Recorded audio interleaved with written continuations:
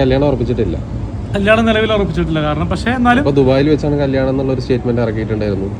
അത് വെറുതെ പറഞ്ഞല്ല, അന്ന് പറഞ്ഞിരുന്നു. പിന്നെ അതിനെപ്പറ്റി ഒന്നും മിണ്ടിയില്ല. പെണ്ണുങ്ങൾ അറിയാമല്ലോ, നമ്മളപ്പക്കാണെങ്കിൽ അപ്പ വിളിക്കും, ചില സമയത്ത് പറയും, ചില സമയത്ത് വേണ്ടെന്ന് പറയും. അപ്പം അതുകൊണ്ട് തന്നെ നമ്മളിപ്പോൾ ചെയ്യണമെന്ന് വെച്ചാൽ നമ്മൾ ഒരു ലൈവ് വീഡിയോ ഇട്ടിട്ടുണ്ട്. മറ്റേ ഈ വർഷം കല്യാണം കഴിക്കണം, താല്പര്യമുള്ളവർ ബന്ധപ്പെട്ട് കോൺടാക്ട് ചെയ്യാന്ന് പറഞ്ഞ് ഇട്ടിട്ടുണ്ട്.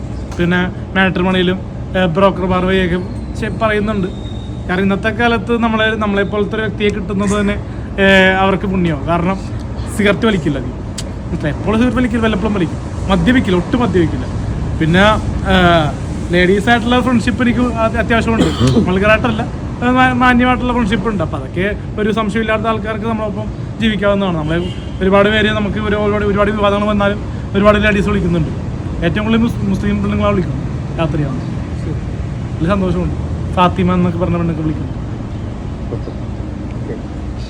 ശരി.